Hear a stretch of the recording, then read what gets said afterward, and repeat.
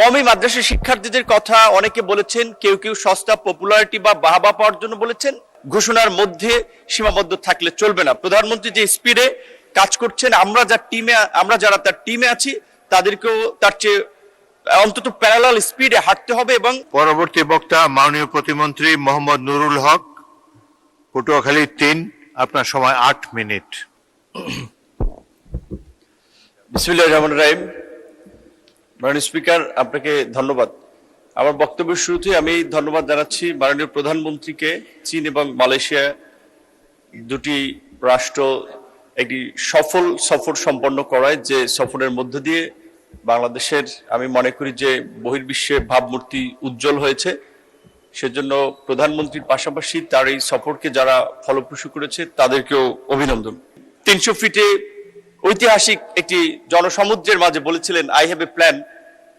এখানে যে তার সেই প্ল্যানের একটা বাস্তবায়ন এবং তার যে একটা এখানে ভীষণ আছে, সেটাই বাজেটের মধ্যে দিয়ে প্রতিফলিত হয়। যখন আমরা দেখি লন্ডনের মতো একটি দেশে থেকেছেন, সেখানকার health system, education system, social safety net, সেটাকে বেস করে বাংলাদেশের মতো একটা ওভার পপুলেটেড কান্ট্রি, সেখানে যখন এক ধাক্কায় স্বাস্থ্য খাতের বাজেট দ্বিগুণ করা হয়, কিংবা উপজেলা পর্যায়ের হসপিটালগুলোকে 101 শয্যা উন্নীত করা হয়, একই সাথে মাননীয় প্রধানমন্ত্রীর এই স্বপ্ন বাস্তবায়নে স্বাস্থ্যমন্ত্রী সহ সংশ্লিষ্টদেরকে আমি অনুরোধ করব, শুধুমাত্র 101 শয্যা বিশিষ্ট হসপিটাল ঘোষণার মধ্যে সীমাবদ্ধ থাকলে চলবে না। প্রধানমন্ত্রী যে স্পিডে কাজ করছেন, আমরা যারা তার টিমে আছি তাদেরকেও তার চেয়ে অন্তত প্যারালাল স্পিডে হাঁটতে হবে এবং দ্রুত সময়ের মধ্যে অন্তত একসাথে এই প্রায় 600-র মতো উপজেলা সম্ভব না হলেও পর্যায়ক্রমে জনসংখ্যা এবং ভৌগোলিক অবস্থান বিবেচনায়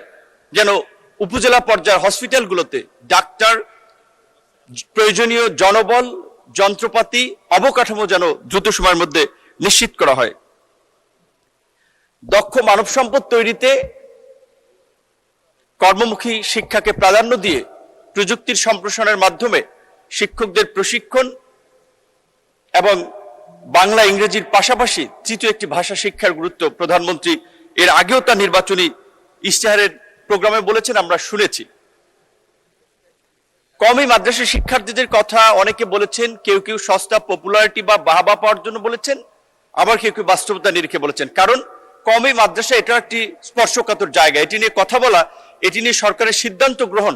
আমরা দেখেছি অতীতের সরকার একমুখী শিক্ষার বাস্তবায়ন নিয়ে বিভিন্ন সরকার অনেক প্রতিবন্ধকতা, অনেক চ্যালেঞ্জ, বাধার সম্মুখীন হয়েছে। সুতরাং এটি নিয়ে সরকারি দল, বিরোধী দল এবং বিভিন্ন স্টেক হোল্ডারদের সাথে যৌথ একটা ডায়ালগের মাধ্যমে আসলে কওমি মাদ্রাসা শিক্ষার্থীদের জন্য কিভাবে একটা উপযুক্ত মানসম্পন্ন কর্মসংস্থান সৃষ্টি করা যায় সেটি নিয়ে আলোচনা হতে পারে।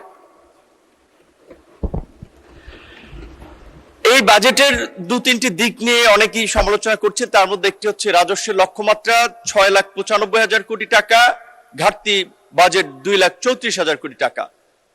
প্রকৃত অর্থে অর্থমন্ত্রী, আমি জানি উনি যে ভিশন থেকে এই লক্ষ্যমাত্রা নির্ধারণ করছেন, ঘাটতি দিয়েছেন, সেটি পূরণ করতে তারা সক্ষম হবেন।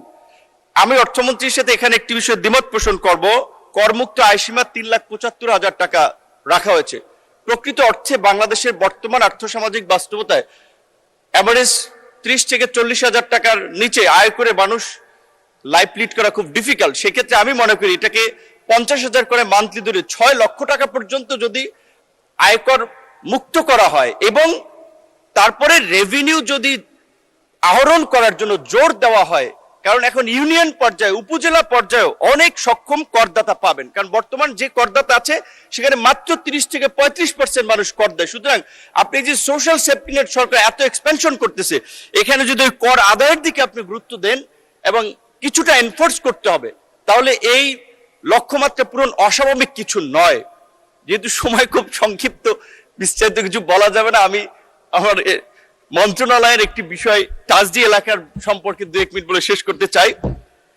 অনেক একটা বাস্তবসম্মত বাজেট, যেটি নিয়ে আমি পড়াশোনা করে খুব নেতিবাচক সমালোচনা করার মতো খুব বেশি কিছু পাই নাই।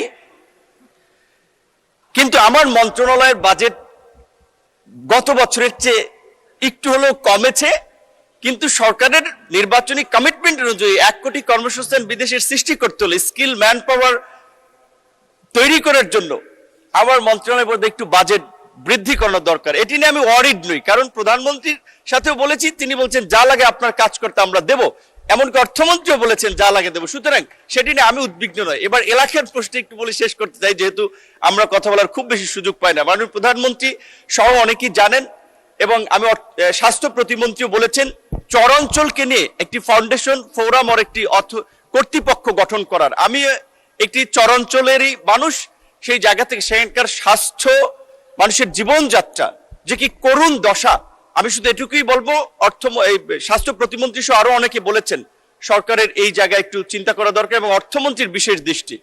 আমি আমার অন্যান্য মন্ত্রিসভার সদস্য, মাননীয় মন্ত্রী, প্রতিমন্ত্রী সহ সকলকে অনুরোধ করবো, যেহেতু আমরা ফ্রিকোয়েন্ট কথা বলার সুযোগ পাই না, আমাদের এলাকার উন্নয়নের কোনো জিও লেটার কিংবা চাহিদা পত্র গেলে একটু মানবিক দৃষ্টিকোণ থেকে বিবেচনা করবেন, এবং দ্রুত সময়ের মধ্যে যেন সেখানে কাজ হয়, তাহলে আমরা মানুষের কাছে সম্মানিত হব। যেহেতু সময় নাই, ধন্যবাদ সবাইকে।